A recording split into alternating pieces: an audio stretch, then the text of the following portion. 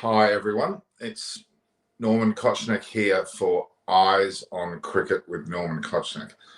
And I've got Chris Vernon at Vern158. I'm at Norm Kochnick. Guys, I'd like you to start to post some things on Twitter because I'm a little bit lonely there. I'm not sure who's involved with Twitter, but it'd be good to get some Twitter commentary because we're on that all day. We can prepare questions better than just simply going on here and getting them first off here. But this today is going to be about an Aussie and a POM. Talk all about cricket, all about India. We can talk about a whole range of issues. We've obviously got a lot of questions that we're getting from the group. Chris has been already interacting with some of them. But the major issue is that we don't have time sometimes to answer all the questions on the live show when we've got some very esteemed guests like David Graveney, Adam Holyoke, Monty Panesar, a whole range of people that are very, interesting to listen to. I've had a busy day. I've been on with Mervyn Richards into Antigua, the Antigua Parish League, which is very prominent, has a lot of ex-cricketers on there, like your Sir Viv Richards, your Andy Roberts, your Rishi Richards and Curtly Ambrose, you name it, including Sir Vivian, as I said. Quite an impressive day. Then I went on and had something pretty when she was in Beverly Hills. Now, I've also had an actual question with Adam Holyoke on the rotation policy, which has certainly not worked for England at the moment. And that'll be released on another platform, Extra Time, but also on my platform. So I think some of you have already seen Extra Time, but we'll be releasing that very shortly. I released it a bit earlier, but I'm going to re-release it in an hour's time. Okay, guys, so we've got already quite a few questions. People have been certainly asking questions, haven't they? I've scrolled to the top so we can start at the top and work down. So we'll try not to miss anyone. But no, it's nice to be. It's obviously the live sessions and obviously the last few days haven't been brilliant as an English cricket fan. But it's nice to be back. Just the silly Aussie and the educated POM, and we can have a good session, I'm sure. So I think I heard you say silly POM and educated Aussie. Was that what you said? Yeah, there's one thing that is for sure, that the word educated and Aussie certainly haven't been in many sentences in history. Is that Let's move on. Marshall 1, 2, 3. The witch hunt of spinner-friendly pitches is very annoying. Why can't batsmen show some inclination to modify their technique to play of such wickets instead of this baby crying? Music Harmony, who's one of our favourites, who I think he did reveal his name to Munchie, but it's still very hush-hush, so he's still the mystery man as far as I'm concerned.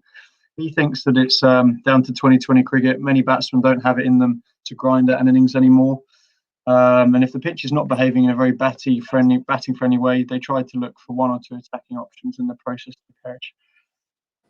We've spoken a lot about the pitch, and I've certainly made my point clear, much to the hate and dislike of the two Indian ladies we had on the call yesterday. I think my point with the pitch, I have no issue with a spinning for any wicket at all. I think it's great. If that wicket had been day 4 and 5, I think it would have been a perfect test match wicket in India. My issue is it test match wicket on day 1 to be spinning or to be, I think that's the key thing here. And I know that Music Harmony is a big thing on the ball and the pink ball, and I think that played a major part. And it'll be interesting to see if it is a similar pitch, how the red ball goes with it in the last test. But it's always going to be a factor, and I would have said the same if England had won that game yesterday. I wouldn't have. I'm not biased in that respect. I guess it's just completely alien conditions to pretty much every other test team in the world. If you look at South Africa, Australia, the West Indies to a certain extent, New Zealand, Pakistan, now they're back at home.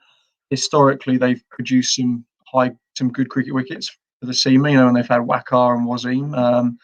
So I guess the norm in world cricket is typically more seam friendly or batting friendly wickets. Would that be a fair thing to say? I think so. Yeah, there's no moaning for me about the wicket. I just would like to see, I think the best cricket wicket offers a bit to the seamers day 1, day 1.5, and you can bat on it for 3 days and then deteriorates into a good cricket wicket days 4 and 5 for results. So my only problem was that it wasn't a great day 1 wicket, day 2 wicket. The fact that seamers 2 spinners opened the bowling in 3 of the 4 innings on the first and second day of the Test match, that's where my problem is. What do you think? What do I think? Yeah. Look, when it comes to the pitch, there's not much 2 teams can do once the match is underway. They've got the cards have been played, whether they prepared the pitch well or for one particular side, whether one side knew more about it than the other, whether you've picked a right mix of bowlers, whether they're pace or spin. It's too late. You've got to then, as a team, get through that. And we've seen a great example of a pitch scenario in Australia with the Gabba, where the Gabba was certainly not conducive to pace and bounce as expected. It certainly did still have some bounce and pace, but it didn't help the Australian bowlers much at all, and it gave it somewhat of an advantage to India. The reality is, India had lost 9-10 players. They had no choice but to take on what the pitch provided them.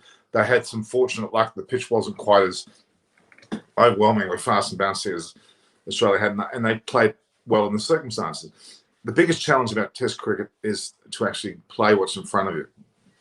And you mentioned it way back in the day when we had the situation with so-called uncovered pitches. Well, that was even more disastrous, but they just went out there and played, didn't they? So I think the attitude of both teams has to be to go out there and play.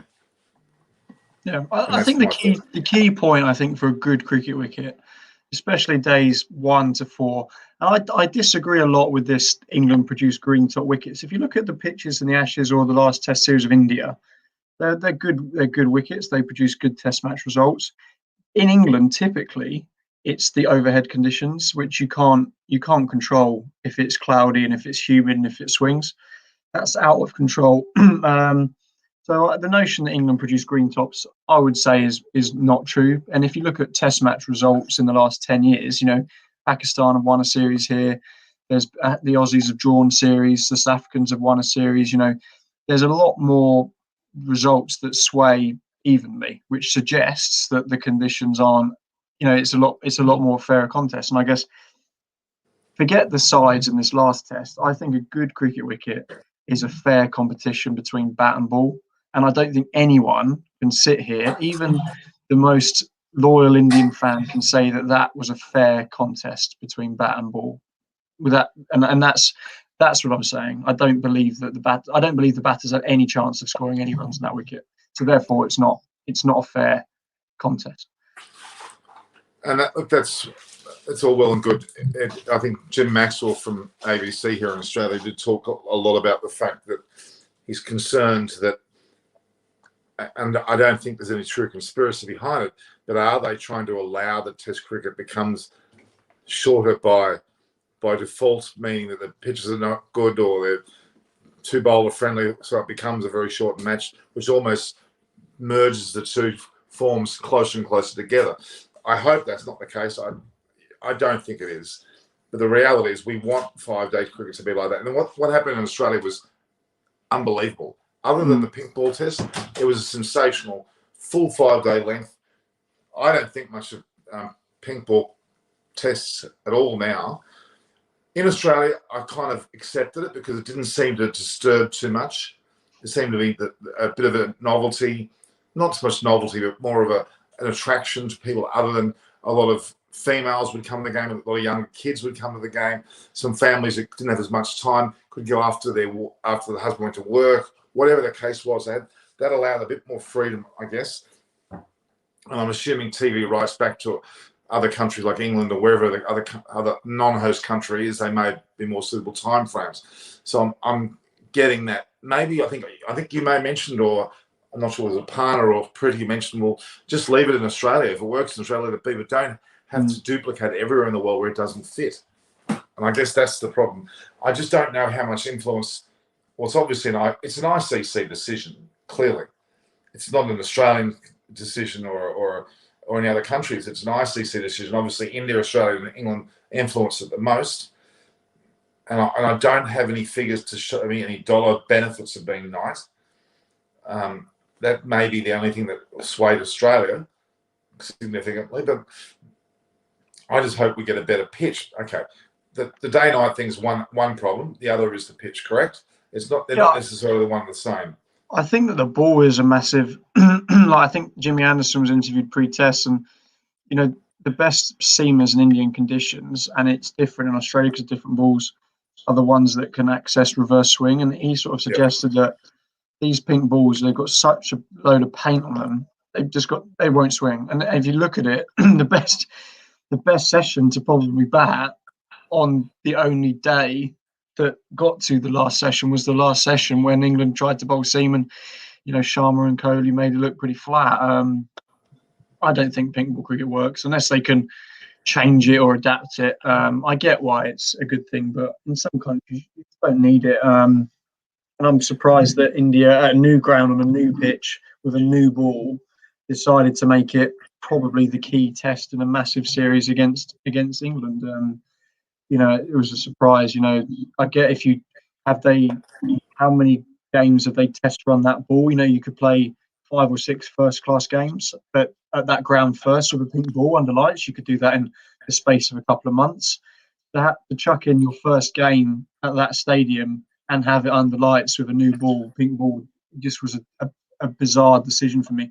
And it nearly cost India. Let's face it, England get another 30 or 40 runs first innings, or India don't bowl so well, or a couple of the umpires' decisions go the other way. For both sides, I'm just saying in general, India could well have lost that match. England weren't far off clawing that game back, and I think it's easy to sit here when you win or lose and say it was great. I don't think the Indian fans have been quite so happy if England had set 120 and India had been 90 all out. I think it would have been a different story. Well, I mean, the fact is that, you're right. I mean, India only scored 145. That's an atrocious score in any Test match, Graham. It looked like par. I mean, if you look at the test, it looks like they've done quite well there. How's that a good? I think there was a comment last night about elite level sport is all about skill sets, and a wicket or the ball like that has basically turned batting into almost guesswork, and it's taken out the skill, and therefore that's. Well, it's guesswork. It is guesswork for someone who is not well versed at what actually can happen. Now, what I mean by that is Rohit Sharma's comments were about he believed that the wicket was not as much of a turner as it was in Chennai, and I have to agree. There was the occasional one that spat, but a lot of the balls that took the wickets were straight balls. It's only day one. It wasn't a 5-day wicket, was it? Chennai at least ended day 3, day 4. But I think Rohit Sharma was being pretty fair. I don't think he was trying to cover anything by something. The problem is I always take what players say in interviews with a pinch of salt, because Joe Root, he couldn't come out and slate because he'll get fined, and Sharma's never going to do it because of the popularity factor in India. It's difficult. I'm all for home advantage. I think that India are well within their rights to produce. I just think that it's a shame that Test cricket is lasting 2 days and everyone's just saying that the batting was poor. Well, India's top order and middle order was made to look pretty stupid by a part-time spinner and Jack Leach. No. Okay. I'm not denying anything you're saying. The only thing I'm saying is there is, and I noticed Kohli, from one test to the next, he was playing balls outside off stump and got inside his one bowl. I think one was edged to swing it on. He changed his batting stance accordingly. Mm-hmm. Crawley watched that, even though he didn't play the first test. He batted with a stance which was not dissimilar to what Kohli has done, and Rohit Sharma. What I like about that is, despite the problems with the pitch, there was a form of adjustment to try and counter that by some of the batsmen who actually did have some success, in part or if not full, because of it. Bairstow had looked totally unprepared for the test, to be honest with you. Yeah, he did, even though I'm not knocking Bairstow, but he didn't look. I talked about rotation policy with Adam a short while ago, Adam Hollier. The reality is Bairstow was thrown into the wolves. Let's be honest. Yeah. He was given a bump steer. I hope they don't drop him. I hope they leave him in for the next test because he deserves another go. Because I think he got incredibly he played poor shots, yes, but he also got incredible balls. The opening over of Axar Patel was phenomenal in terms of the accuracy. You've got to be impressed by Axar Patel's accuracy. Yeah, no, Yeah, he bowled very well. And obviously in conditions that suited. I don't see them dropping Bairstow. There's been a lot said about Zach Crawley, and I do know him. He plays at my club, and he's going to be a very fine cricketer. The only thing I would say is that he got a very good 50 in the best time to bat in that test was when India and England didn't quite realise how much it was going to spin. If Axar Patel had opened the bowling or Ashwin had opened the bowling on that first morning, I don't think England would have got to 100. So, he got a lot of his runs against Bumrah and Sharma, didn't he? And he looks fantastic, and he's going to be a guy that's going to score a lot of runs, hopefully this summer and hopefully in the Ashes this winter. So, okay, are you saying then, and I'm going to agree with you, that England aren't going to change their batting lineup, but they're going to have to change their bowling lineup? They obviously got the pitch wrong. The good thing about the test ending in 2 days was that England's test selection didn't really come into it, because if Bess had played, he probably wouldn't have done what Root had done. So England are probably better off having Joe Root in hindsight. They obviously misread the pitch. What's the point in changing that batting lineup? It's like saying, are India going to do it because they all failed? Well, no. No, I don't think either side will change the batting lineup. England might just rotate the bowlers around. I would be very surprised if Mark Wood doesn't come in for Archer. Bess will come in for Broad, and then they might play Anderson, or they might give Chris Wokes a run out to boost the batting and just see how he's improved or how he can handle those conditions. If ever there's a time that I agree with a rotation, and it's this match for Anderson, because he's not going to do anything for England that they will benefit from for this match, other than perhaps win. I agree with that, but this is the time to rest. If anything, Anderson should have played the first 3 matches and rested this 4th. It just depends if they think it's going to reverse. If it's going to reverse swing, like it did in the first test, Anderson only took 3 or 4 wickets in that first test, but he probably changed the game. That over he bowled at Gill and Rahane probably shaped that final day. Absolutely. If they think it's going to reverse, he's hardly bowled in this test. They've got a week. He's had a week off. He's bowled probably 10 overs max, 10 or 12 overs in the first innings. He's got 4 or 5 days in between tests, plus the 3 days off in between now that they're meant to be playing.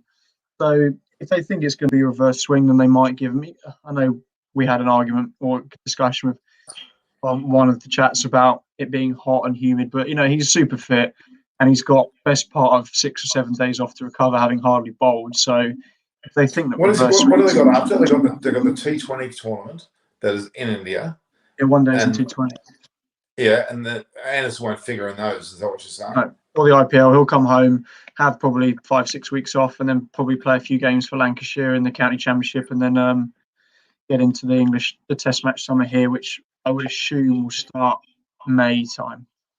Okay, so he can afford to play the 4th match, is what you're saying. Yeah, and he's going to be fresh. He's going to be good to go, isn't he? So. Okay, so back to the ball for a minute, and we've had it quoted that the SG ball did not reverse swing. It certainly did swing, though, early on, but not reverse swing later. But the case in Australia, if I'm not wrong, is the ball that's not the SG ball, it's the Kookaburra pink ball, actually did reverse swing. Yeah. So that's where the problem starts and finishes. I know we keep talking about the beauty of having an SG ball, a Kookaburra ball, and a Duke ball, but India were crazy. Well, I can't blame India, but if they have got a pink ball that doesn't reverse swing, they have to look at the ball they've got and find out why that's happening. Agreed. And really do a form of not an investigation, but more of a review of the ball itself, because they need to find out what Kookaburra's ball is doing differently and try to repeat that, I think, for their own benefit. I think it's interesting. I think I saw an interview with Bumrah, or certainly some Indian seam bowlers, and the Aussies would agree. I think the Aussies have said this as well. The best ball that they like bowling with is the Duke's ball. I think that in terms of a cricket ball, all bowlers and probably I think the best ball is a Duke's ball. I think that India have a problem is that they can't use a Duke's ball in their country because the pitches it just tears it apart. So the SG ball and the Kookaburra ball probably as well, but I know that they're using Duke's balls in Shield cricket in Australia. Is that right? Yeah, they are. Which is a genius idea. If you're trying to get guys through to the pinnacle of Test cricket and the balls are swinging and seaming a bit more, then that can only be a good thing. It's actually a very clever move. Yeah, I think it's brilliant. I think it's very clever. And the batsman will be better at playing swing bowling as a consequence of that, without a doubt. I just think India have a problem. Okay, then we're almost answering. I know pitches are different, but why aren't we then making that not a rule, but it's a part of development to have games where you play different balls, so as to give people that, as you said, that pathway to learning and being ready for the top level, which is Test cricket. Because I don't think it matters in England. I think the game in England is, we'll use Duke's balls. They use Tiflex balls in the county championship, I think, which I like bowling with eggs. They swing all over the place. If they brought the Kookaburra ball into England, that's not going to make any difference, and it would probably be a disadvantage to our batsmen because you want to be facing the swinging ball, and I think that it only benefits Australia in that respect playing with a Duke's ball. Okay, fair point. That makes sense. I'm not. Okay, this is probably an Australian thing, but I think what is happening is a lot of touring sides, as in the the schoolboy level right through, and I'm responsible for one that goes to Sri Lanka. Being over the last 15, 20 years, we've gone to Sri Lanka to expose young players to those conditions. And they, in those games, we had Ben Cutting, Ben Dunk, and the likes of Chris Lynn. All of them are not playing Test cricket so much, but they've reached the highest level for Australia and have benefited from having that different type of ball.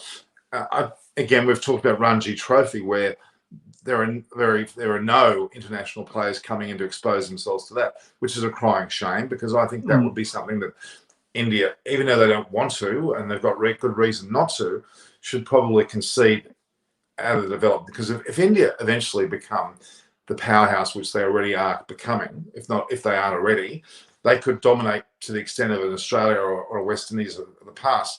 And for the good of cricket, you don't want India to win every single game. Nobody does. Nobody wants Australia to win every game. You want to be able to have a chance to have a go at them. So if that develops, then India may be not forced, but will have to consider allowing others to come into their platform. And I don't mean IPL, I mean their longer version of the game.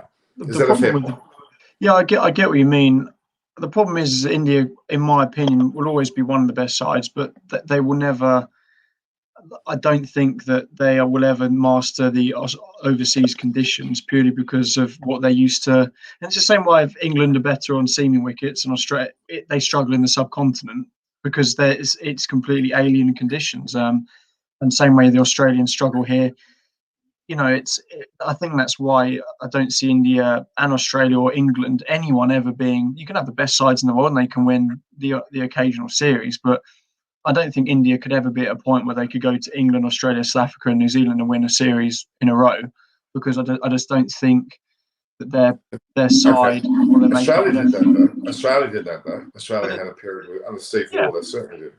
Yeah, but my point is that Australia in those respects, have won alien conditions in India, and they had a good series, and they had two good spinners and won. And England and New Zealand are similar conditions to Australia. It's a much more seam-dominated bowling lineup. Whereas India, to dominate world cricket, have to go to 3 or 4 places where it's completely alien conditions. They don't have to go to. It's not like they're going to Sri Lanka, Bangladesh, and the West Indies. They've got to go to England, New Zealand, Australia, say, or South Africa. So they've got 3 or 4 alien conditions that they're going to have to play at their best and hope that the conditions suit. Whereas Australia only had 1. Does that make sense? Yeah. I get your point. Okay. In Queensland, there's a centre of excellence there now. It's been there for a few years. I was there for the opening. I think maybe 4 or 5 years ago. I went there, and it was like the likes of Rod Marsh, Greg Chappell, and a whole host of people. They had on one of the levels there. They had various pitches for various conditions. I'm assuming England's got that as well. We have an actual pitch which is abrasive, and the ball actually does grip and turn, and like a form of puff of dust, and all the attributes. It's actually really effective. So you could get fairly good preparation on those centres of excellence. I think that's the way of the future as well. Yeah. I guess it's like being, you can practice, but it's not match conditions. I know that England have, up at Loughborough, they've got an indoor school where you can turn the humidity up and play in dry conditions. They had a marquee with heating set up on the square in December, and the bowlers were bowling outside on grass. So You can practice, but ultimately, no matter how much you practice, it's not Ravi Ashwin and Chennai, is it? So it's all No, you I can guess do is not. try your best. But there are wickets in England that suit the spinners. There are some, the Oval, Old Trafford tends to be really abrasive and break up, whereas you get Trent Bridge that tends to swing a bit more. I think that's the beauty of English conditions. Same as Australia. They've got different pitches. Sydney spins. The Gabba's quick and bouncy. Perth was like playing on glass. There was always different pitches that suit different conditions or different bowling, whereas the subcontinent tends just to be one. It just suits the spin bowling. Would that be a fair? Yeah. You come to England, you play at Lords, the slope. You've got Trent Bridge, which swings. You've got Headingley, which is a different. You go to Old Trafford, you pick your quick bowlers because it bounces. You go to the Oval, you pick spinners. From Australia, you play 5 bowlers at the Gabba. You pick 2 spinners at Sydney. There's a much bigger variety in, and that's what makes those series so great. Is that Yeah, I'm willing to put up with all of the problems that occur. I'm willing to put up with, as long as the games aren't as short as 2 days. I'm willing to put up with a spinning pitch. I'm willing to put up with all the conditions because it is the spice of the interest. The only thing is that the ball's substandard to the point where is not effective at all, and the SG pink ball needs to be worked on. It certainly is not good enough. And that's the problem. So I think it's more of a technical issue with the ball rather than trying to favour a team with that ball. Yeah. So that's if this test here had gone 280, played 270, played 150, and India won on mid afternoon day 4, I'd have said brilliant test. India great. Shame about the pitch spun a bit, but that's Test cricket. I just think a pitch that's prepared to last 2 or 3 days that's not the Test cricket that anyone loves. I don't think, in my opinion. Do you think that if Ashwin plays 3 to 4 more years, which I would argue would be more 4 than 3, he'll probably become he'll probably have the leading wicket taker for India without a doubt. Kumble's only 215 or so or thereabouts. That's quite a lot though. He'd have to play another 30 or 40 tests to probably get past. He's taken 477, so he takes on average 5 to 6 wickets a test. So on that level, you'd have to play another 35, 40 tests, which is 4 years. That's 10 tests a year. That's enough. It's not. I know England have got 17 this year, but that's up there with a lot. That's probably an average. So you don't know. Who knows how long he'll go on for? It's the desire thing, isn't it? It's do I want to keep getting up? Do I want to keep traveling around the world? And it does take its toll on these players. And a lot of guys, how many people played to the 38? I can probably name you one that I can think of in my lifetime, and that's Jimmy Anderson. Not many do. But you're talking about bowlers now, not batters. There's batters that have lasted that long. But how many Test match batters have retired, have played to the 38 in recent? Well, 10 definitely. Okay, so one. I'm saying it's not a common thing, is what I'm. No, I get your point. Like Michael Hussey was amazing because Michael Hussey started playing Test cricket well past 30, but he retired. But I would argue fairly early. I think he was mid to late 30s, but he had more years in him, and it shocked me a little bit that he left, especially because he started so late, and he was such But look, Alistair Cook. He's 33 now. He retired at 33. He could easily have had 3 or 4 more years. That was quite interesting because I felt that he wanted to keep playing until he was told not to play, but he made his own decision. It was quite interesting. But it's interesting. He said, because he's been on the Channel 4 coverage on telly, and he said, if you told me when I was 30 that you're going to retire in 3 years, he said, I laughed in your face and told me no way. He said, but I got to 33 and he still plays county cricket here. And it might be that Ashwin's and that those people that they get to that mid 30s and they just think, you know what, I just don't want to keep traveling. I don't want to have to keep getting up. I don't want 6 months away from my family. It takes mentally, it takes your toll. It takes your toll on the body. There's going to be pressure on him with Jadeja, with Aksar, with Kuldeep. You've got all these good young spinners coming through.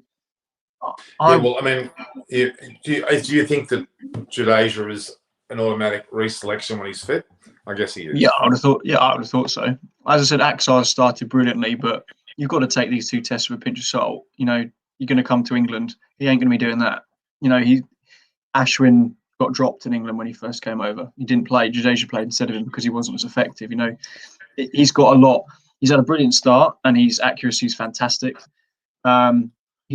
I wouldn't be sitting there saying he's the next Harbhajan Singh or Shane Warne, because he's rolled over a pretty poor England batting lineup on 2 spinning wickets. You know, he's got bigger tests, and I don't know how much he'll play, because I think Jadeja will play. They've got Ashwin, and they're not going to play 2 spinners in England. I would have thought maybe at the Oval, but you know, they're never going to play 2 spinners elsewhere. You know, you've got Bumrah, Sharma, Yadav, Siraj, Nasjaran, all the seamers who are going to come into their own in England, and did in Australia a little bit as well. So I hope that he plays a lot. I think the bowler that will really show a lot of development in England will be Siraj. I think he really bowled well in Australia, and he is ready-made for that type of delivery. He's got the right pace, and he got a lot of nicks off the batters against him. Actually, a lot of Australians nicked him quite. He got Warner's measure. So depends how much you can swing it. You know, typically you get Broad's a fine example of a seam bowler. Australian quicks tend to be the guys that hit that back of a length and get it to carry through, and then you get the caught and slip. The better bowlers in England tend to be the ones that pick it up a bit more and get the drives, as opposed to Australia get back of a length and get it nipping on, and the pace of the wickets gets you to caught behinds. In England, it tends to be pitches a little bit fuller, get them coming. Siraj is that type of ball. He pitches it forward. Hence why Bumrah will be effective. I don't see Bumrah being massively effective in India in Test cricket, just because there's going to be better players. Whereas he goes to Australia and England, and because he swings it at pace, he's going to take loads of wickets, and he's a fantastic bowler. I just think that he's going to be an example of a bloke that takes many more wickets overseas than he will do in India as a seam bowler. Do you have any more questions you want to ask on the right? Yeah, we've got loads. Banstead Boy, England's team selection was clearly flawed. Also, their rotation policy is ill-conceived. Do we assume this continues into the 4th Test? How can best be mentally prepared, having been dropped?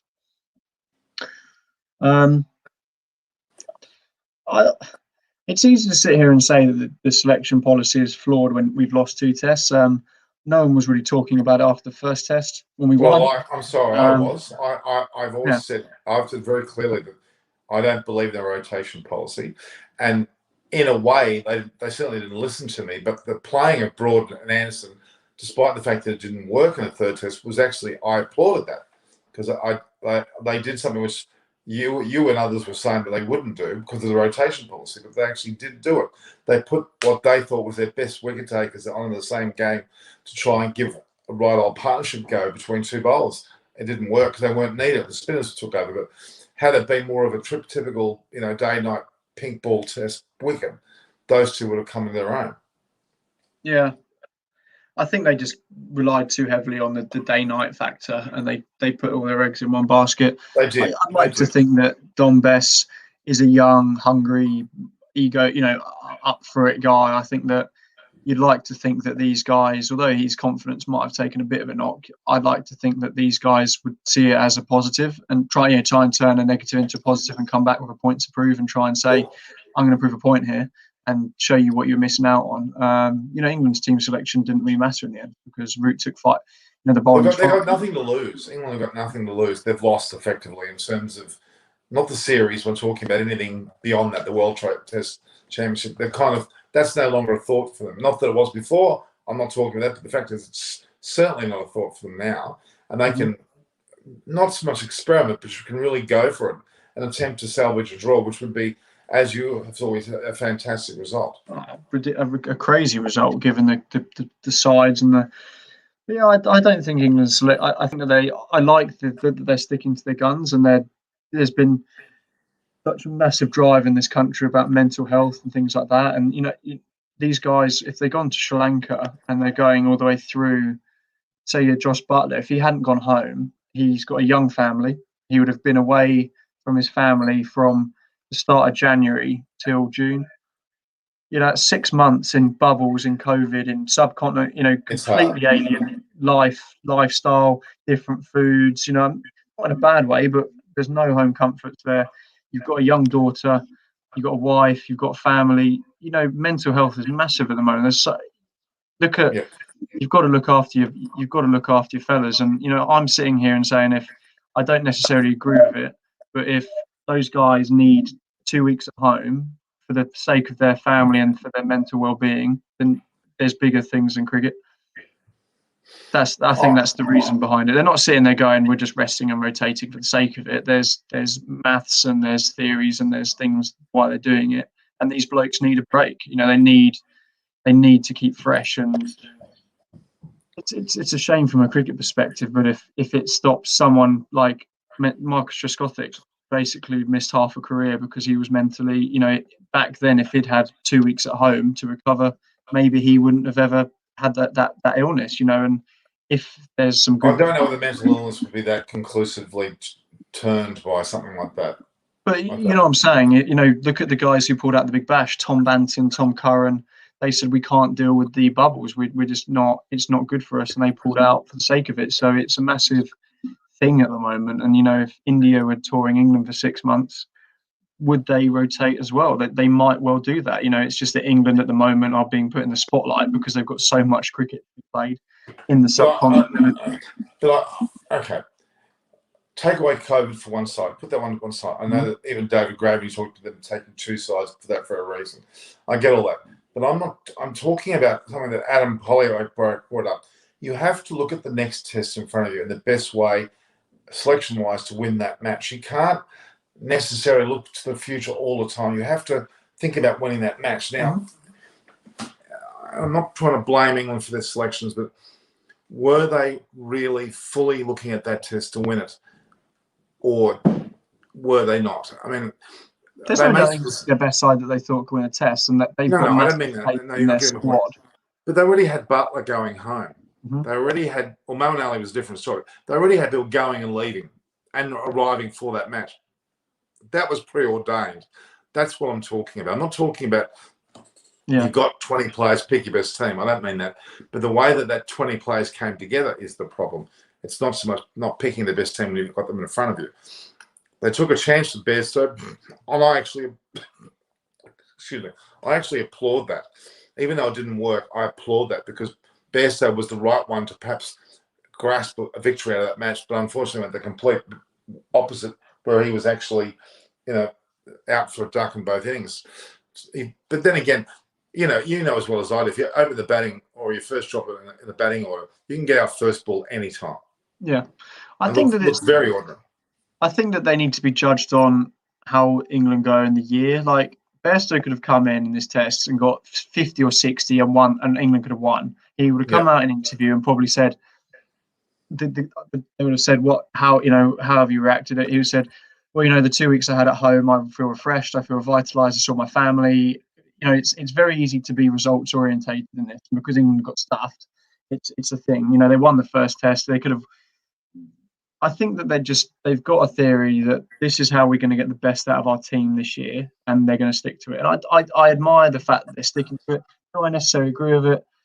No, but I think that there's a bigger picture to look at. And if it is mental well-being and if it is that and keeping the guys fresh, then I understand it. I'm not saying I agree with it, but I understand it. And let's face it, England were never expecting to win this series, and they could have had 25 blokes in that batting order yesterday, and they would have still been bowled out for 150. It's not that test. The last two tests haven't been anything to do with selection. Yeah, Best played, and he might have done better, but bear in mind the second test, Mo and Ali took 9 wickets or 8 wickets.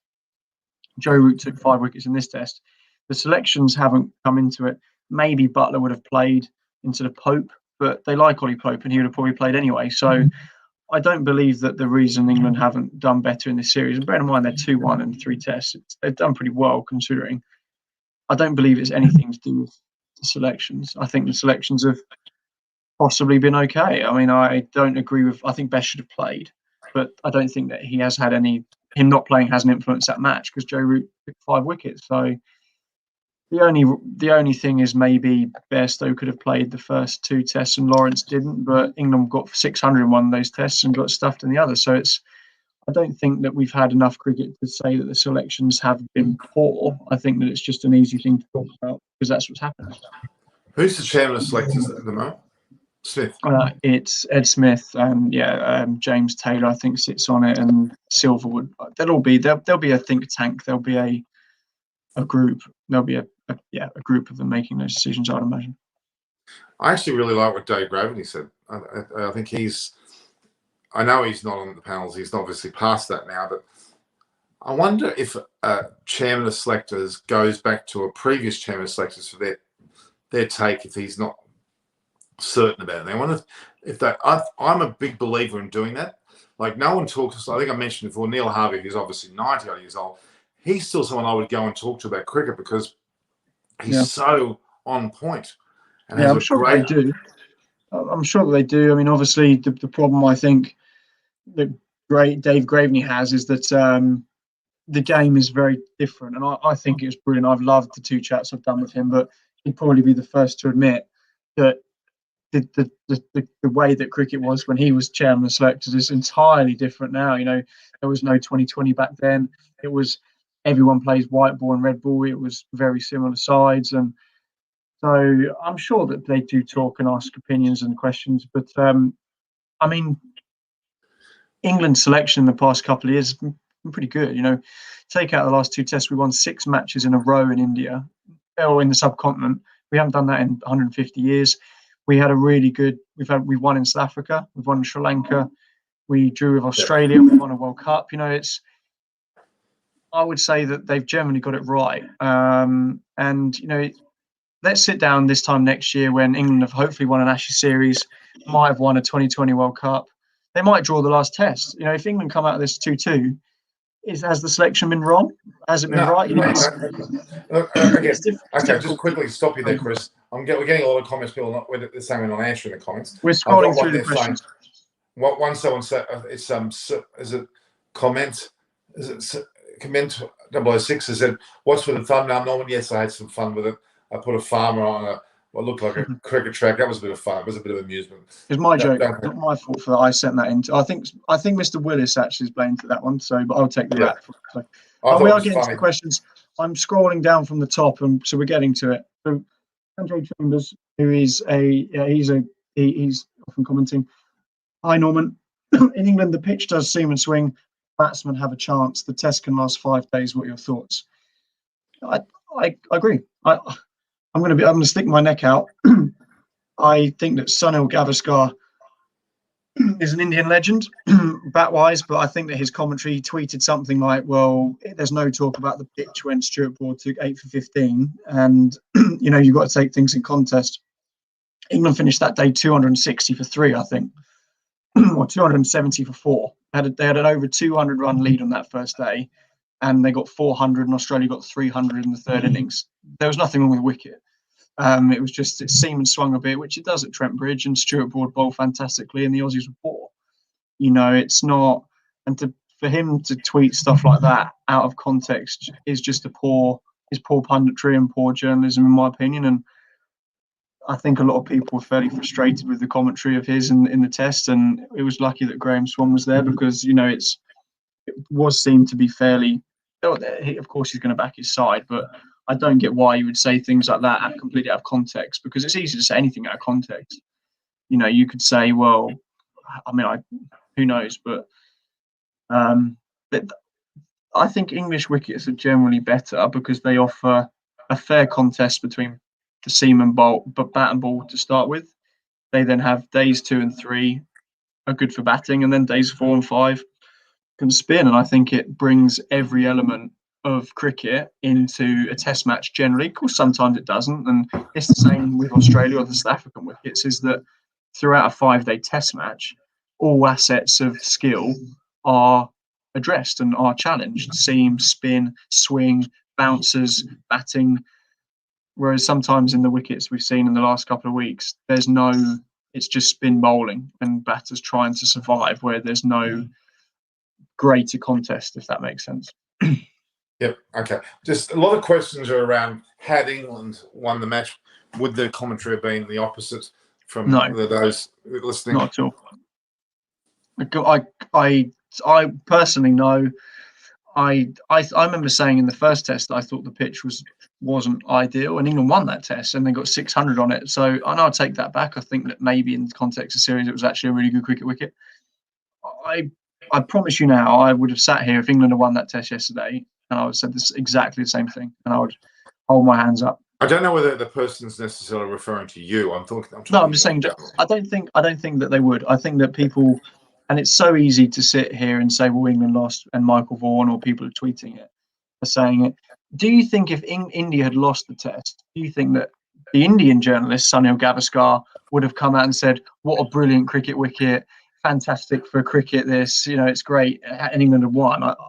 It's easy to say being on that side of the fence, but look, take it in a nutshell, take India out, take England out, and look at a scorecard with no names and no team on it. 112, played 140, played 80 in a day and a half. It's the shortest test match since 1934 or something.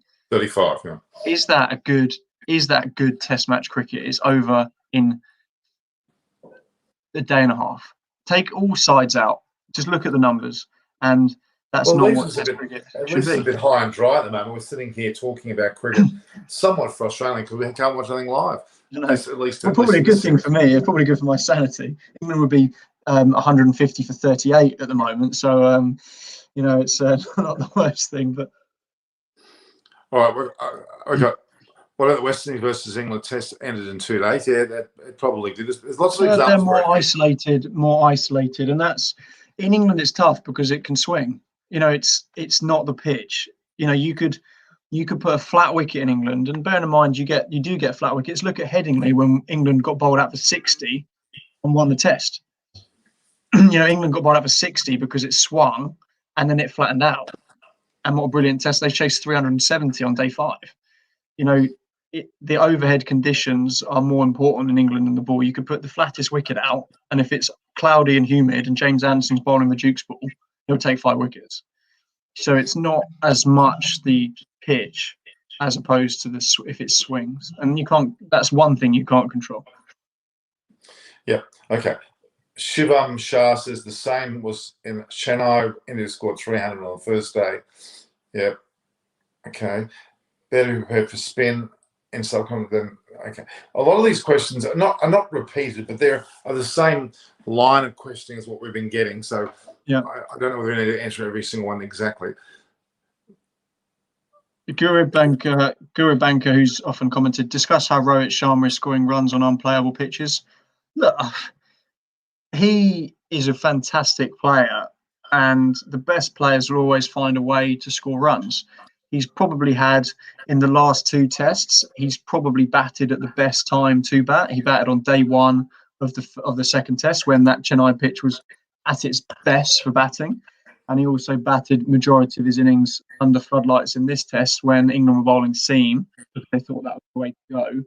So he's a fantastic player, and I had a slight disagreement with the girls last night that he wouldn't care about the fact that he doesn't score runs away from home. And as a batter, I guarantee that a massive bee in his bonnet will be that he has a point to prove overseas. He averages 90 in Australia and 22 away from home. It's the world record of the biggest difference in away and home averages in Test history. He won't like that. He's going to go down as an Indian great in white ball cricket without a doubt. And he would be in my IPL dream team. He'd be in my one-day international dream team. First name on the team sheet, number 1 in the order, without a doubt. Yeah. The thing that's stopping him being a test match great for India, and I don't think he's even mentioned in the greats, in the likes of those guys, is because he hasn't yet scored runs overseas, and he'll want to put that right. He would 100% want to go to England this year, like Kohli did. Look when Kohli came over here for the first time. Kohli toured, Anderson got him out 5 times for 11 runs or something stupid. Literally, Kohli was batting with a matchstick against him. Came over the second time, got 200s, and all the talk was this series is Anderson v Kohli, and Kohli came out with the good arrogance that he has, and he proved a point, and that was massive for him. And if anyone tells me that these guys don't care about that, they're lying, because I know that they would. So Sharma's got a great opportunity. He's now in possession of that opening the batting slot. He's going to come to England, and he's going to be tested, and I can't wait to see it, because I'm a cricket purist first and foremost. I want England to win, but I'd love to see Rohit Sharma score some runs and to prove doubters wrong, because I think that the biggest test for him is this summer. I think his test match career is defined this year, because he's always going to score runs in India. He's a brilliant player, but can he do it against Jimmy Anderson and Stuart Broad when it's swinging around at Trent Bridge? And if he can, fantastic for him, and I think that's what he'll want to do the most. All right, okay. Let's keep going through this question. We've gone about 50 minutes. I don't want to go too much longer than an hour. In Munchie, in England, we use the Duke's ball, which does have a more predominant seam which imparts movement. Ashwin has stated many times that he prefers the Duke ball, so the green deck's not really an issue. That's fair enough. The SG ball had a much bigger seam on it in the test of the series. So yeah, it's a tricky one. The ball. I think that I've read a few times that the Duke's balls are generally a favourite. We've already touched on it here, but they can't use it in the subcontinent. They need a more abrasive or hard-wearing ball, don't they? So that this pink ball is a pink ball. They're obviously trying things out with. They've got lots to learn with their SG ball. There's no doubt. It's underperformed. There's something wrong. They've got to try and work out a way where it's able to perhaps allow a reverse swing to make it a ball worth having. I mean, I don't know whether it's going to happen. They may have to consider the Kookaburra because it probably is a bit more abrasive, able to handle abrasive conditions. Than say Indian memes Waller. No one has any problem when there's a batting friendly pitch, but whenever it's bowling friendly, debate starts. When we stop this mindset of batsman beat bowler? And then he says each team enjoys home advantage. We've touched on this. I disagree. I think there's been many occasions where a batting friendly wicket has been put out by sides. Look at Melbourne in the last Ashes series. England lost 4-0. I think England got 600, Australia got 600, and it ended up 100 for 2 or something, match drawn. I think that there's massive debate when batting friendly wickets are put out, and it's a bore fest. But that's fair, isn't it? I'm sure the last drop wicket Melbourne when Cook got a big double 100, everyone slated that wicket because it was just no competition. And so I disagree with you, Indian memes. Well, I think that there is as much talk about flat wickets when they're produced as there is when they're bowling friendly wickets. And surely the aim of Test cricket is it to be a even contest between bat and ball. And I have as much of a problem with flat wickets as I do with bowling friendly wickets, without a shadow of a doubt. When you look at a country like Pakistan, for example, and they've had notorious pitches there that teams have scored massive scores, batsmen have got triple centuries. What do you think about that type of pitch? Do you think they're not good because they're so batter friendly, or are they good? I don't think they're good at all.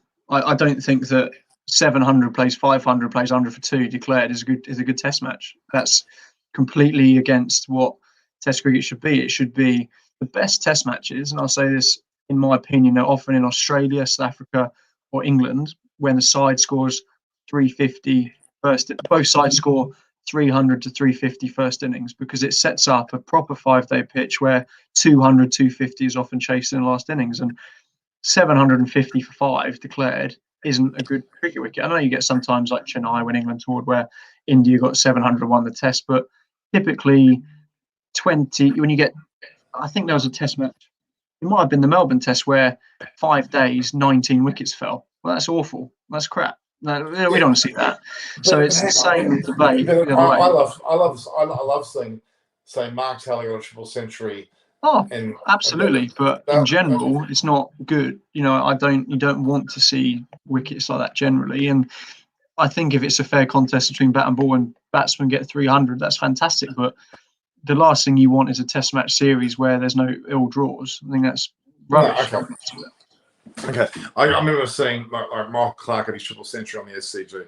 That was special because it was on the ground. That's not known to be getting. Was there a result in that? Was there a result in that match? Yeah, Australia won that match. Then that's a good test match, right? And the reality was that was the first triple century thing on that ground.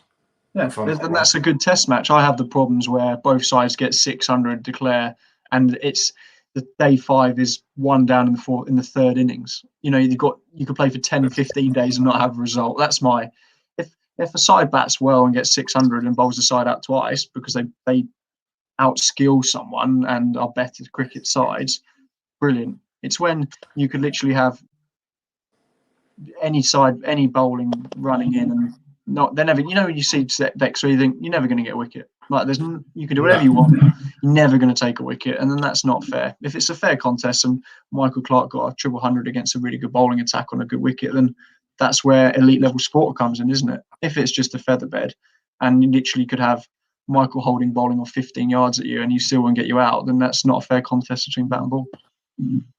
Yeah, I get your points. I mean, I like to see more batsmen get big scores. I do like that. It has been happening. If you look at, well, of course, Root the in last only the couple of recent test years, matches they got that. sides are getting guys are getting big scores. You know, Smith's been getting big hundreds. Root, Kohli, Williamson's got 2 double hundreds in the last 3 tests. Or True. there isn't as much 300s going around, but typically in history it doesn't happen much anyway. There's only a handful of them. So well, Karun there, he got a triple century. He's no longer playing for India, is he? Which is quite a remarkable drop. But there still are big scores getting scored, and the batsmen are always going to find a way of doing that. It's just, an interesting question on the wickets. What are the wickets? And I need the Indian followers to answer these questions. In Indian state cricket, in the Ranji Trophy, I think it's called, what are the wickets like in that competition? Are they 1-2 day minefields, or are they flatter? Do they go 3 or 4 days? Because I think that would be an interesting point. If they're good wickets that go 3 or 4 days and the seamers are taking lots of wickets and it's a good contest, why aren't they mirroring that when it gets to test match level? Does that make sense? Yeah, it does. And I'm pretty sure that what I know of the scores that are going on those matches, it's more longer lasting a game than these test matches by a country mile. And there's a question to be answered there, isn't there? And at the moment with India, for them to be the best side in the world, they have to answer: can we win in England? Can we win in Australia? Can we win in South Africa? The best sides can win abroad. Their strength at the moment is their seam bowling. They've got, probably the first time in my life, they've got an unbelievably good crop of seam bowlers. It would be nice, and it's never going to happen, if they say, let's just produce a wicket where we could pick 3 seamers and a couple of spinners, and let's see if we can take on the guys on a good, because they'll come to England and the wickets will be even. It will seem about, but India's bowlers will win a test match. Their seamers will win a test match. It'll be a really even. It'd be cool to see how could India at the moment with their seam bowling, and they're producing good wickets in the first class game over there, just say, we want to win overseas. Is it going to benefit us as a nation, as a cricket nation, to produce better cricket wickets so we can compete overseas more often? Because India was brilliant. They competed and they were the better side, but do they want to be doing that on a more consistent basis? And you would think that if they are producing these good seamers, which means that the wickets in first class cricket must suit seam bowling, because if they don't, those guys aren't ever going to be playing for India, are they, if they're not taking loads of wickets? So it would be nice maybe to see the wickets mirrored that, because they're fantastic. They're great bowlers. Now, there are comments about you've repeated yourself, which I think it was more of a reinforcement music harmony than a repeat. But anyway, England batted poorly against spin. Well, they did. Yes, they did. We did win in Australia, yes, and that's the remarkable thing about all the Test series so far. The extent to which India won in Australia against all odds, with so few fit players, having lost their captain, having lost a lot of their players, bowlers in particular through injury, and blooding young guys that stood up. Rahane and Shastri need to take their hat off for what they did. They've come back in this series again, and it does look like they're going to continue to start what you would argue is slowly and build up momentum. And that's really the way to play anything, whether it's a rugby game or a cricket game. You do tend to start slowly and build your way up. And I know they are separate matches, but still they are one continuous series, aren't they? Okay. I just want to apologise to Music Harmony. I wasn't meaning to repeat myself, and I wasn't suggesting that seaming wickets are better wickets. I'm saying that typically they offer a better contest all round between bat and ball. That's money. Often they then spin comes into their own in days 4 and 5, and I think that the best wickets in general offer seam as something, they offer the batter something, often the spinner something. But that's fine. I think that India played very well. In Australia. I think that if there had been full crowds in, I don't think India would have won. I think that the Gabba and Perth, and I think that played a massive role, and it's showing in lots of sport at the moment that home advantage isn't as big a factor. And the Gabba this winter, first test against the POMs, in front of 50,000 people is going to be a very different kettle of fish. So, Vash Amth Nareen, Chris, please take my question. What should be Indian bowling combination for the England series? Do you mean in England, or do you mean? Yeah, I assume he means in England. Must be. They'll go Bumrah, Sharma, Shami, and Hardik Pandya will play, and maybe Ashwin. I guess they'll probably look to play three seamers, Pandya, and a spinner, I would imagine. Does that make sense? I think that Bhuvi Kumar is saying Shami Shardul, a good combination. But they came last time to England and they had Shami played. Shami would have played in this series a lot. I think him and Sharma probably would have fought for that spot. Bumrah's going to play. Bumrah's the X factor in that bowling lineup. Shami is a very good bowler because he swings it in English conditions. Sharma as well. Umesh Yadav. Bhuvneshwar. Umesh Yadav, Siraj, Natarajan, Thakur. No, not Umesh Yadav. Bhuvneshwar. Oh, Bhuvi Kumar. Yeah, there's so many good Indian seamers. Natarajan might have a go as a left arm or something different. I think that would be very worthwhile doing. Yes, I agree with that one. But him and Siraj are probably 6th or 7th down the pecking list, really, at the moment. In terms of I don't know whether Siraj is that low. Don't be fooled. He may Shami and then have to be at their full fitness to have a chance of making that. But my point being is, if everyone was fit for India this series, Umesh Yadav and Shami would have been in the squad over Siraj, I think. You're right. You're right. So he's 5th in line, really, because you've got Sharma and Bumrah as well. So Hardik has to play because he balances the side perfectly if he's fit to bowl, because he can bat and bowl. They need a bowling all-rounder in England. Yeah, look at like Stokes have, and it's typically a seamer. Ashwin, I guess, will play. But Jadeja will be the follow-up, purely because he can bat and bowl. I don't think Jadeja. I think he's a number 7 all-rounder in India. I don't think he's a number 7 in English conditions as a batter, just because of the conditions are different. I mean, he's got first-class triple centuries. He's quality. But I think that they'd see him more as him and Ashwin as a number 8 in England. Hence why they'd want to slot Pandya in at 7 to balance it. So. But that's my thoughts. I think that India first test will go with something like Pandya 7, Ashwin or Jadeja at 8, and then go Shami or Umesh, and then Sharma and Bumrah, I imagine, will be the bowling attack. Okay. I mean, look, they're rolling on that series pretty quickly, aren't they? And then obviously the World Test Championships is there. Then there's another series in England against. They play India, but they play another. Who do they play after that? Who? India, England. England. We've got 2 tests against New Zealand. I mean, I saw someone comment earlier. Or after? It's before. It's before the World Test Championship final. I think. Well, that's pretty convenient, isn't it? New Zealand have got some pretty decent practice. If I was India, I'd be getting over here. I'd be sending. I know Pujara is going to. I know he got picked up in the IPL, but I saw rumours that he's going to come and play county cricket here as well. If I was India, I would be sending as many of their batters over to be playing county cricket as possible. Get Kohli over here. Get Pujara. Get Shubman Gill over. Get Gill. Get Sharma. I know these guys are going to play one-day cricket, but if they can come, look at Pujara. Pujara's, he scores a lot of his runs in Australia and overseas.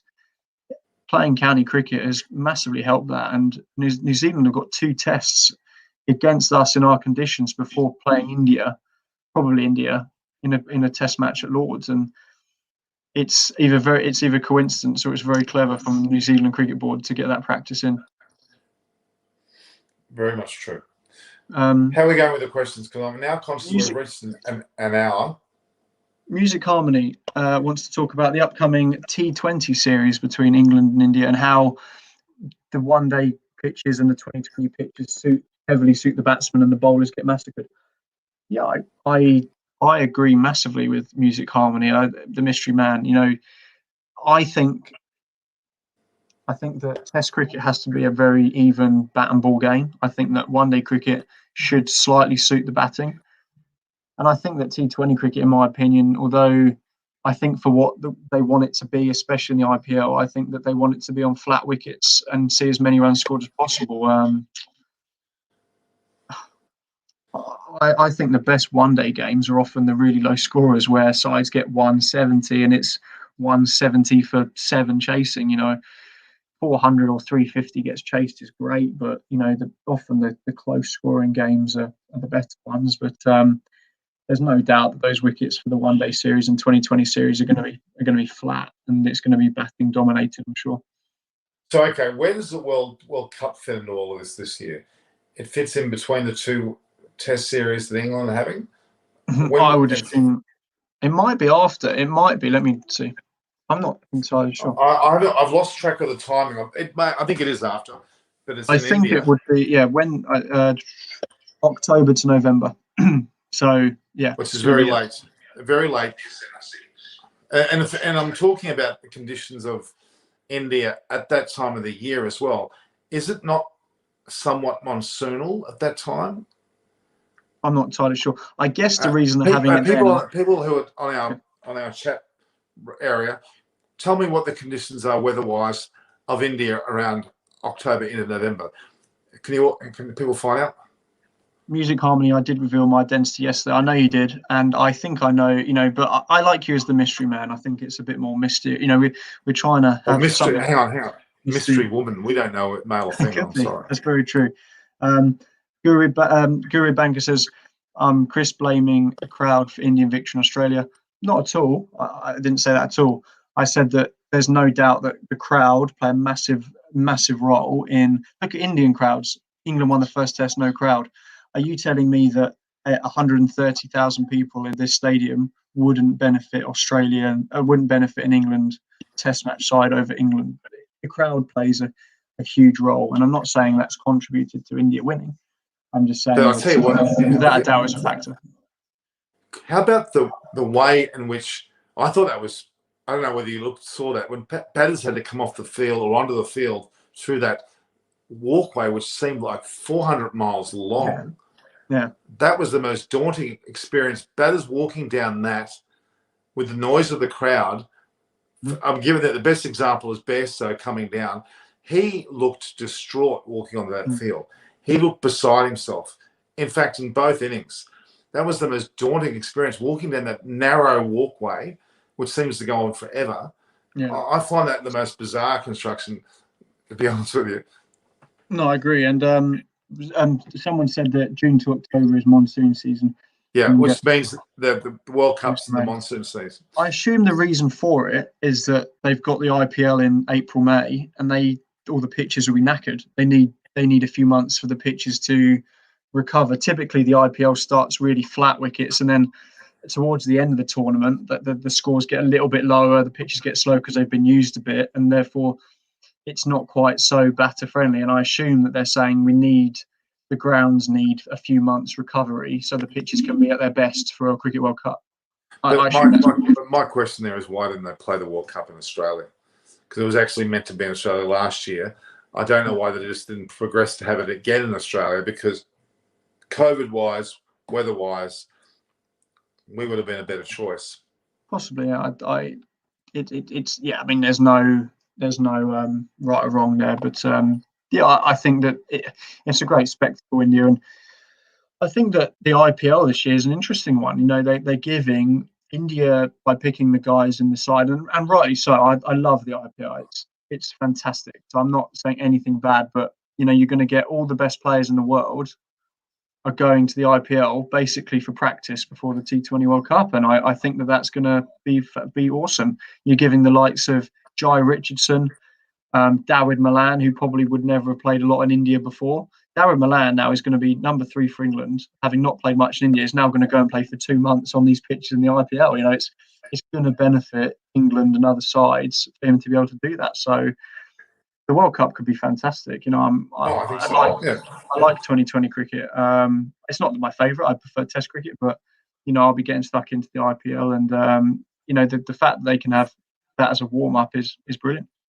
Okay. On that note, both Chris and I are covering the IPL. You know that we've had several programs already. We've done the auction. Soon we'll be going into T20 ODI mode anyway after the test, 4th test. So that's one of the set of shows we've got. We've got the shows that are live to the 4th test match where we have a number of guests that come on. And I've also got this Fan on the Land series, which will be there. I'll go to a lot of country and rural areas. The other one that's coming up, which is very significant, is the West Indies discussion. We're going to be with a lot of West Indian greats.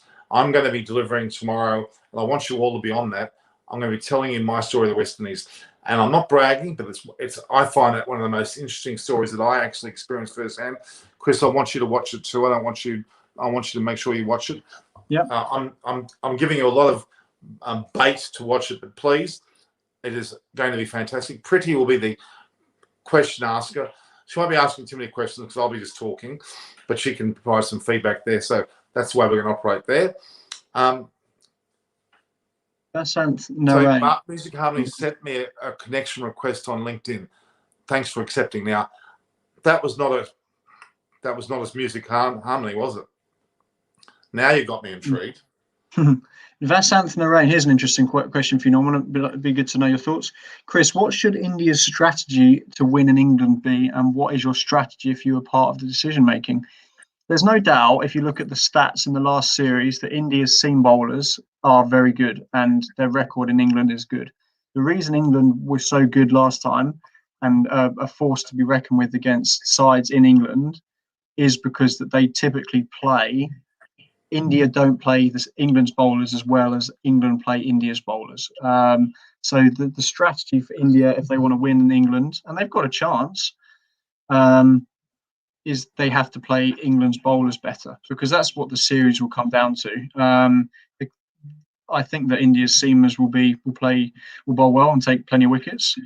It's more that England's batters will do better against the bowlers. So the way that India can win in England is to pick batters that have experience playing overseas and know how to score runs against a swinging ball. And it's typically guys that move their feet better. You know, look probably why Rohit Sharma struggled, or why the Australians struggle. Australians struggle in England is because they play on flatter wickets, quicker wickets, where they don't have to move their feet so much and they can just use their hands and their eyes to play it. Whereas in England, the ball moves a bit later and they tend to nick it. Hence why Shewag, didn't move his feet, and why his record in England wasn't as good as it was in other parts of the world. So I think for India to win in England, they have to work out a way of, and same reason why England have to work out a way of playing the spinners in India. They have to work out a way of, India have to work out of playing the swing bowler, the swing ball in England. Okay, I think I may have worked out who Music Harmony is, at least.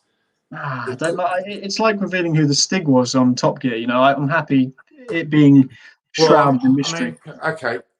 I see Music Harmony, when I picture him in my head, I see him with like a pixelated face. I don't see him as a face. Well, it could be a Parnasani, because she's just not. Music Harmony's biased, but it's not a Parnasani bias, so it can't be her. Well, I'm looking through all this. All right. Are there any Aman Lumber says, and why no one raises the pitch issues in the Adelaide Test? Good question, because it was a damn good pitch. I don't think it was a pitch issue in the Adelaide Test. Australia bowled well when you played poorly. Yeah. The pitch was fine. It just, sides do get bowled out for low scores. Australia got bowled out for 50 at Trent Bridge. That wasn't anything to the pitch. It's just bowlers bowled well and batters didn't bat very well. It's not. A couple of, I think Aparna mentioned it, that why was no one talking about the pitch in Adelaide? Well, it's because there was zero wrong with that pitch. India had a bad session, having been on top for the whole match. Okay, I think Rajesh Ashwal wanted to talk about Dew ball versus SG ball, etc. Well, we've talked about that already quite substantially, haven't we? We've talked about those. But I would like to feel an SG ball. I haven't actually felt an SG ball. I may have a good example because of the Spartan balls are very similar, apparently. I get Spartan balls here. All right, guys. Any more pertinent questions? I don't think so. Once, twice. Should get my gavel. Sure. I mean, another bowler we haven't even mentioned today that has played a Test match for India this year is Saini. We've mentioned 7 or 8 seam bowlers for India, and we haven't mentioned Saini once. That's how good their bowling attack potentially is that guy played quite a good role for India in that Test match in the Gabba or wherever it was, and we haven't even mentioned him. So they've got 7 or 8 really high quality seam bowlers, and it's just a shame that those guys are never going to play much in front of a home a home crowd in front of 110,000 because that's how it goes. So Cement 06 after Anderson, who is the player that swings the ball most and next best bowlers upcoming in England? Anderson's going to be key. Anderson, Broad, they're different bowlers. Archer will be key. Wokes will come into his own. Wokes has got a very, very fine record in England. Swings it, bowls straight. Nicks, gets the nicks. And Wood, Stone, Archer. There's a Curran. He was player of the series when India toured here last time, I think. We've got a very good fast bowling crop at the moment. Ollie Stone. So why is Curran not a part of this? Why is he falling out of it? He was meant to join up with the squad for the third test, but because of COVID, or he couldn't, England were worried that he would be exposed to too many internal flights, or there was a flight issue with him being overexposed to potentially as a COVID risk. So hence why he didn't join up, but he wouldn't have any impact in this Test series. He's not built for slow spinning wickets. And but I don't mean that so much. But he was one of their leading bowlers prior to the series, wasn't it? Yeah, but in England, he's not an overseas cricketer. He's not quick enough. He's not tall. He's going to play probably a decent Test career, but probably most of it will be in England or maybe South Africa, where they need a number 8 or 9 that can bowl a little bit as well. Well, there's a third brother in the Curran family, isn't there? Yeah, he plays first class cricket for Northants. I think he's an opening batter. He was also in Australia for a period of time as well, because I met him, and he played a bit of cricket here, and he talked about his brothers quite at length. It was quite an interesting conversation. Yeah, he was pretty keen on Australia, though. I think he had an Australian partner as well, if I can remember correctly. All right, we need to wind this up, guys. Any last question? What's the last question we can get? We've touched on, Vashant said, why the BCCI are not preparing seaming pitches and not preparing Indian batsmen to face likes. We've touched on that a little bit. Chris, sorry, it is Ben Curran, by the way. This time, it's Ben Curran. Yeah. Chris, we've got 2. We'll do 2 quick. Do you think England can win the Ashes with this batting in Australia? I doubt against Hazelwood, Cummings and Lyons. And then some Ashes. And then Cricket View and Review Pandit said, Chris, you closely observe Anderson. How many more years left do you think he's got for England? I think that England can win this. If India, with the side that they had, can win Australia, I think that England can as well. The good thing for England are going to have this time round that they didn't have before is that they've got some quick bowling. They've gone the last couple of series down, and they've gone with Broad, Anderson, Curran, medium pace guys that just aren't as effective in Australia. Whereas this year they could literally, I think, first test they could go in with Anderson, Archer, Wood, and Stone with Stokes. That's the quickest seam bowling attack in the world comfortably, and that they can rattle Australia. Pekowski's going to be in there potentially after a shoulder injury. Doesn't play. I'll tell you what. But let me stop you there. I'll stop the whole session too. The Ashes is a fair way away. A lot. No, but they're just asking, can England win? I'm talking my response to your question, your answer. I still think it's a long way to go. Oh yeah, but given current circumstances, England will fancy the chance that they can win, and the batting will be better in Australia and England than it would be in the subcontinent. Root's in good form. Stokes will come into his own. Crawley, Sibley, Butler, folks. There's some good batsmen in there that hopefully can take advantage. I think the Ashes will be brilliant. I think there'll be good wickets. Teamers will take lots of wickets, and the batting could be brilliant. Australia have got some headaches over their selection. Who captains? Who comes at the top of the order? Well, the captains are huge issue. They've got no clue who they're going to be. They may have to. Aaron Finch may be the stopgap, to be honest. Let's see it. All right, guys. Cummins, no. Music Harvey, one last question. Do you see Alex Hales returning to the current England 2020 squad? I would love to see it. I don't see it. Owen Morgan, I think, has got it in he's got his theory and his thoughts that he's been a bad boy. I'm not picking him, and I understand it. I think if England win the World 2020, then there won't be any questions asked. But if we don't win it because our batting balls is up, then he'll have to answer some questions, because Hales is one of the best in the business at the moment, without a doubt. And I think a lot of people in England would like to see him back in the fold. All right, that's where we're going to finish it. Perfect. You're not a bat. Okay, so thank you, everyone. We've answered 90%, if not 95% of the questions, and we've done a good job. Thanks to Chris and all of you viewers. Stay tuned. We'll be having this session again at some stage soon, but definitely a West Indies tribute. A lot about how I met a number of the West Indian players and the way it felt together. You couldn't have dreamed for it. So please tune into that tomorrow. It'll be roughly the same time. I'll be doing it live. I'll be talking about my experience. It's a great story. It's a great, well, I really want to share with you. So this is Norman Kochnek from Eyes on Cricket with Norman Kochnek saying goodbye to Chris Vernon. You can say goodbye with a nice wave and a bye. Good day, guys. Pleasure as always. Any questions that you had that we haven't answered, if you comment, I'll try and answer, or drop us a message on Twitter or something. I know that I saw Vashant Narain has followed me or answers a question, so we'll always try our best. We're just really happy it's popular and everyone's engaging. So. And again, at Norm Koch on Twitter and Instagram. Chris Vernon's at Vern158 on Instagram and Twitter, more so Twitter. And I do want you to also question here and I'll talk more. So again, Norman Kochnek, Eyes on Cricket with Norman Kochnek. View, like, and share. Please continue to send to your WhatsApp groups, your communities, to get the growth happening. We are growing. We're about 10,800 now. We've gone up. We should look for a lot more so we can get more back to you. So a lot of the people coming on as my guests look at our viewership as a gauge of whether the program's good, and most people are saying that. So we'll continue that way. So Norman Kochnek, Eyes on Cricket. View, like, and share. Subscribe the hell out of it. Exchange details, contacts, and this channel will grow. Again, thank you all. See you soon.